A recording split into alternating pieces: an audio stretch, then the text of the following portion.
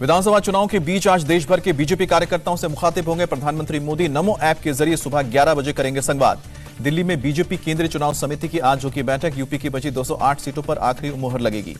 UP चुनाव के लिए समाजवादी पार्टी ने 159 उम्मीदवारों के नामों का ऐलान किया। कैराना से नाहिद हसन को टिकट, जसवंत नगर से शिवपाल और करहल से अखिलेश लड़ेंगे चुनाव। रामपुर से आजम खान और स्वार से आजम खान के बेटे अब्दुल्ला आजम को टिकट। नागपुर से धर्म सिंह सैनी, नजीबाबाद से तस्लीम अहमद मैदान में।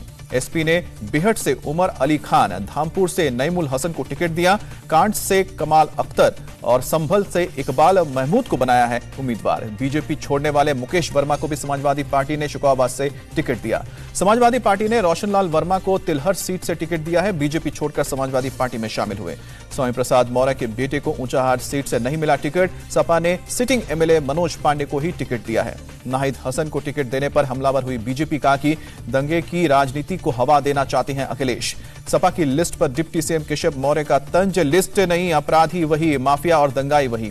बीजेपी प्रवक्ता संबित पात्रा ने कहा कि समाजवादी पार्टी का खुला खेल है, कुछ प्रत्याशी बेल पर तो कुछ प्रत्याशी जेल। एसपी की लिस्ट को यूपी के कैबिनेट मंत्री ब्रजेश पाठक ने बताया चिंताजनक। कहा कि एसपी की लिस्ट में दंगाई और अपराधियों की भरमार है। यूपी के मंत्री सिद्धार्थ नाथ सिंह का बयान, हमने कहा था कि सपा गुंडों की पार्टी है, अखिलेश यादव सिद्ध कर रहे हैं।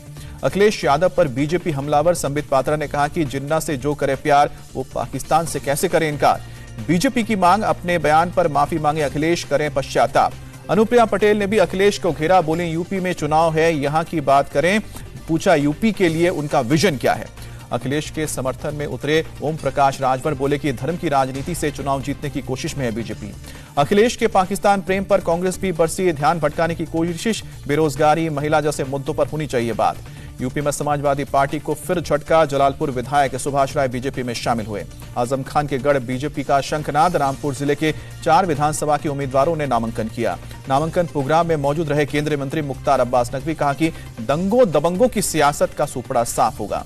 यूपी में राज्य मंत्री बलदेव सिंह औलख का वादा, अगर बीजेपी की सरकार बनी तो मथुरा में भव्य मंदिर बनेगा। यूपी चुनाव के लिए एआईएमआईएम ने 5वीं लिस्ट भी जारी की। देवबंद से मौलाना उमेर मदनी को बनाया है उम्मीदवार।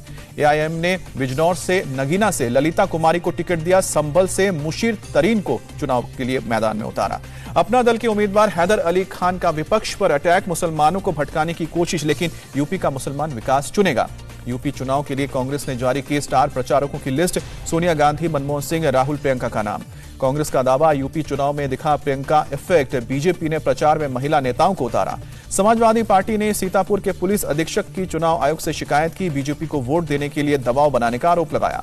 मुख्तार अंसारी के बेटे उमर अंसारी का आरोप, चुनाव लड़ने से रोकने के लिए जेल में हो रही है मुख्तार की हत्या की साजिश। षड्यंत्र में डीएम एसपी शामिल। जेल में बंद निर्दलीय बाहुबली विधायक विजय मिश्रा को सुप्रीम कोर्ट से झटका। जमानत याचिका खारिज की, नहीं कर सकेंगे प्रचार। मेरठ में बीजेपी प्रत्याशी चौधरी मनिंदर पाल सिंह के काफिले पर पत्थरबाजी, आरएलडी कार्यकर्ताओं पर हमले का भी आरोप। पंजाब में 117 सीटों पर 65 पर लड़ेगी बीजेपी। एनडीए गठबंधन में कैप्टन अमरिंदर को 37 और ढींढसा की पार्टी को 15 सीट दी गई। बीजेपी अध्यक्ष जेपी नड्डा ने पंजाब में सुरक्षा को बताया बड़ा मुद्दा। पंजाब सुरक्षित होगा तो देश सुरक्षित होगा। जेपी नड्डा ने कहा कि यह चुनाव स्थिरता और सुरक्षा के लिए है। पाकिस्तान की ओर से पंजाब में रची जाती है साजिश। कैप्टन अमरिंदर सिंह ने भी पंजाब की सुरक्षा का मुद्दा उठाया। बोले कि ड्रोन टनल से बड़े पैमाने पर हथियार भेजता है पाकिस्तान। कैप्टन अमरिंदर सिंह ने कहा कि पंजाब की अर्थव्यवस्था के लिए निवेश बहुत जरूरी है। हम कॉमन मिनिमम प्रोग्राम के तहत काम करेंगे। कैप्टन अमरिंदर का बड़ा खुलासा, पाकिस्तान के पीएम इमरान ने सिद्धू को मंत्री बनाने की सिफारिश की थी। अकाली दल संयुक्त के प्रमुख सुखदेव सिंह ढींढसा का बयान, सरकार बनी तो माफियाओं के खिलाफ कड़ी कार्रवाई की जाएगी। चुनाव आयोग से मिला बीजेपी डेलीगेशन। पंजाब की मंत्री रजिया सुल्ताना के पति मोहम्मद मुस्तफा के भड़काऊ बयान की शिकायत की। पंजाब में चुनाव प्रचार में उतरे दिल्ली के डिप्टी सीएम सिसोदिया। पंजाब के मजीठिया में डोर टू डोर कैंपेन किया। नवजोत सिंह सिद्धू का सीएम केजरीवाल पर निशाना, आपके सीएम के फेस के सर्वे को बताया स्कैम, इतने मैसेज आना संभव नहीं कहा। सिद्धू ने केजरीवाल को बताया घोटालेबाज। कहा कि पंजाब की जनता को मूर्ख बना रहे हैं केजरीवाल। नवजोत सिंह सिद्धू ने चुनाव आयोग को चिट्ठी लिखी। केजरीवाल के खिलाफ क्रिमिनल केस दाखिल करने की मांग की। अकाली दल के नेता बिक्रम सिंह मजीठिया को हाई कोर्ट ने झटका दिया, अग्रिम जमानत याचिका खारिज की। पटियाला के श्री काली माता मंदिर में बेअदबी की कोशिश का मामला, सीएम चन्नी ने कहा कि सामाजिक सौहार्द बिगाड़ने की कोशिश नहीं होगी कामयाब। श्री काली माता मंदिर की घटना पर कैप्टन अमरिंदर सिंह की चुनाव आयोग से कड़ी कार्रवाई की मांग। सीएम केजरीवाल ने पटियाला बेअदबी घटना की निंदा की, कहा कि पंजाब का माहौल बिगाड़ने की कोशिश की जा रही है, आरोपी को सख्त सजा दी जाए। पटियाला के एसपी सिटी का बयान, बेअदबी की कोशिश के मामले की जांच की जा रही है, दोषी पर कड़ी कार्रवाई की जाएगी। उत्तराखंड चुनाव के लिए कांग्रेस ने 11 नामों का ऐलान किया। हरीश रावत नामनगर से लड़ेंगे चुनाव। देहरादून कैंट से सूर्यकांत धमसाना, ऋषिकेश से जयेंद्र चंद्र रमोला और डोईवाला से मोहित उनियाल को उम्मीदवार बनाया गया है। उत्तराखंड कांग्रेस ने चुनावी गीत 4 धाम 4 काम का किया लॉन्च। मौके पर जमकर नाचे छत्तीसगढ़ के सीएम भूपेश बघेल। उत्तराखंड की जनता से सीएम भूपेश बघेल का वादा, कांग्रेस की सरकार बनी तो एलपीजी सिलेंडर की कीमत 500 रुपए के पार नहीं जाएगी। पूर्व सीएम रमन सिंह का भूपेश बघेल से सवाल पूछा, 3 साल से सत्ता में है, अपने राज्य में क्यों नहीं किए लागू। बीजेपी से कांग्रेस में शामिल हुए हरक सिंह रावत का दावा, उत्तराखंड में कांग्रेस की पूर्ण बहुमत से सरकार बनेगी। मुंबई में आज महाराष्ट्र बीजेपी कोर कमेटी की बैठक होगी। देवेंद्र फडणवीस, चंद्रकांत पाटिल समेत सीनियर नेता शामिल होंगे। पीएम मोदी ने सोमवार को राष्ट्रीय बाल पुरस्कार विजेताओं से वर्चुअली संवाद किया। डिजिटल प्रमाण पत्र भी बांटे। विजेताओं को खाते में ट्रांसफर किए गए 1-1 लाख रुपए। पीएम मोदी की बाल पुरस्कार विजेता बच्चों को नसीहत, नेताजी से प्रेरणा लेकर कर्तव्य पथ पर आगे बढ़ने को कहा। कांग्रेस नेता शशि थरूर ने सरकार पर कसा तंज, कहा कि नेताजी के नाम पर 164 संस्थान और सब 2014 से पहले के हैं। आज मनाया जा रहा है 12वां नेशनल वोटर डे। चुनावों को समावेशी, सुगम और सहभागी बनाना है थीम। नेशनल वॉर मेमोरियल के पास बीटिंग रिट्रीट सेरेमनी के लिए ड्रोन का रिहर्सल। 29 जनवरी को विजय चौक पर होगा कार्यक्रम। फायर ब्रिगेड की 111 साल पुरानी गाड़ी की देखी झलक लखनऊ गणतंत्र दिवस परेड का बनेगी हिस्सा। कोरोना को लेकर केंद्रीय स्वास्थ्य मंत्री मनसुख मांडविया की आज यूपी और दिल्ली समेत 9 राज्यों के मंत्रियों के साथ बैठक होगी। हालत की समीक्षा की जाएगी। 15 फरवरी के बाद कोरोना केस में आएगी कमी। वैक्सीनेशन ने तीसरी लहर के प्रभाव को कम किया है, सरकार का दावा। कांग्रेस नेता दिग्विजय सिंह कोरोना पॉजिटिव हुए, संपर्क में आए लोगों को टेस्ट कराने को कहा। पीएम मोदी ने शरद पवार से फोन कर जाना हाल। शरद पवार ने जताया आभार, कोरोना संक्रमित है पवार। देश में कोविड की रफ्तार में गिरावट दर्ज, 24 घंटे में 3,06,000 से ज्यादा पॉजिटिव केस। कर्नाटक में कोरोना के 46,426 नए मामले सामने आए हैं। रविवार को तुलना में सोमवार को केस घटे हैं और 41,703 लोग ठीक हुए हैं। महाराष्ट्र में कोरोना केस में बड़ी गिरावट दर्ज की गई है। एक दिन में 28,286 लोग पॉजिटिव हैं और 36 मरीजों की जान गई है। महाराष्ट्र के पुणे में कोरोना के करीब 8,000 नए केस मिले हैं। मुंबई में 1857 केस मिले हैं। मुंबई में कोरोना के डेली केस घटकर अब 2,000 से नीचे आए हैं। एक दिन में 1,857 लोग पॉजिटिव, 11 की मौत हुई है। दिल्ली में अगर बात की जाए, कोरोना केस में लगातार गिरावट दर्ज की जा रही है। एक दिन में 5,760 लोग पॉजिटिव, 45,000 से ज्यादा एक्टिव केस है।